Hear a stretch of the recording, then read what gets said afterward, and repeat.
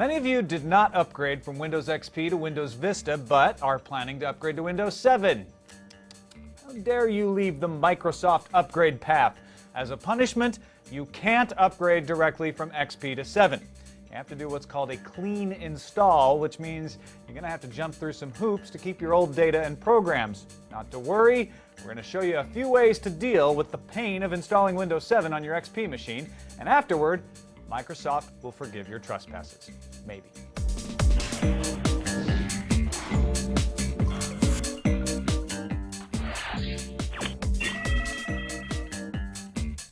Before you start, do these three things. First, run the Windows 7 Upgrade Advisor. We'll let you know if your computer can handle any version of Windows 7. Second, check the Windows 7 Compatibility Center. This is different than the Upgrade Advisor. It's going to tell you if you need to update your drivers or apps to make them work in 7. And third, make a copy of your hard drive, just in case things go horribly wrong. I recommend using Macrium Reflect. It's a free download available from download.com. Okay, now you're ready to upgrade. Start by gathering all the installation files for all your applications. Windows 7 will put your data into a Windows.old file for you, but it's not going to reinstall your apps. Make sure you have all the CDs, or if you downloaded programs, back up any install files you have on an external drive. Also, don't forget to gather all the license keys, either off the product boxes or from emails. You'll want them all handy in a place outside the computer you're upgrading.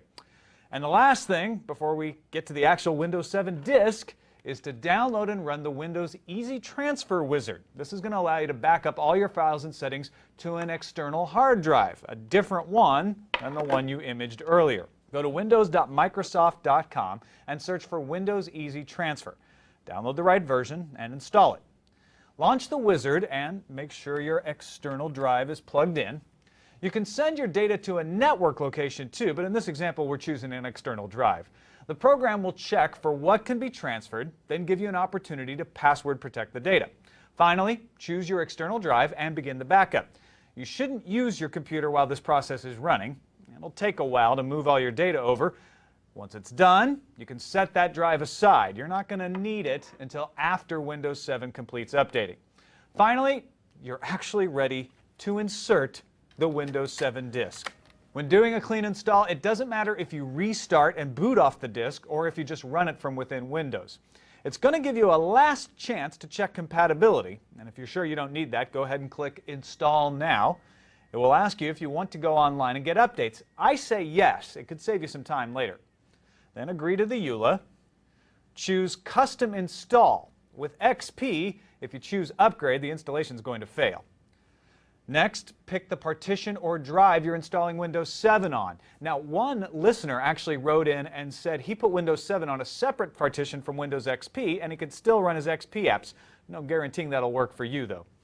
A warning box will alert you that you're going to lose your old version of Windows and your old files will be saved in C:/Windows.old. Then Windows commences installing. Your computer will reboot a few times and eventually the wizard will return, this time running in Windows 7. At this point, you'll be able to do things like set up a password, set security preferences, set the time and date, etc. Finally, look at that, you're running Windows 7. And you have device driver issues. Let's take care of that. Launch the Device Manager by pressing Start and typing Device Manager in the search box.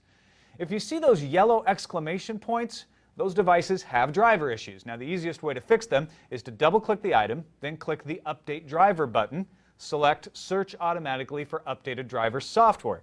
If you're lucky, that'll fix your issues. If you're only human, though, you're still going to have a few devices with problems. Try looking at the Windows 7 Upgrade Advisor again to see if the device and its new driver are listed. And if that doesn't work, check the manufacturer's website for that device. Once you get your devices running to your satisfaction, it's time to install your old programs. Gather your CDs and external drives or whatever you used to store the programs earlier and get to install it. For some programs, you might want to download the latest versions directly from the web. Finally, you can restore your data. It's all there in a folder called Windows.old where you can manually move everything back into the proper directories under Windows 7. We don't have to mess with that, though, because we did that Easy Transfer Wizard earlier. So, make sure your external drive is connected, then click Start, choose Computer, And under hard disk drives, choose the external drive where you stored your transfer data. Find the file you should have named Windows Easy Transfer Items from Old Computer. Double-click that file. You can choose which accounts to move, and the transfer wizard's going to figure out the rest for you. If it fails, your data is still in the Windows.old file. You're just going to have to move it by hand. And there you have it. You've upgraded, slowly and slightly painfully, from Windows XP to Windows 7. Now, if you want to save a lot of this hassle, you can get a program that will move all your data and your installed applications for you. It's called the PC Mover Windows 7 Upgrade Assistant. It's from LapLink, and it's going to cost you around $30. It will restore all your data and programs again without you needing to do any dragging and dropping or gathering of disks and license keys. Whichever way you decide to go, once you're done, do one last thing. Image your drive again with Macrium Reflect so you have a backup copy of your new Windows 7 machine. That's just good practice. And that's it. Hope this helps you make the jump. I'm Tom Merritt, CNET.com.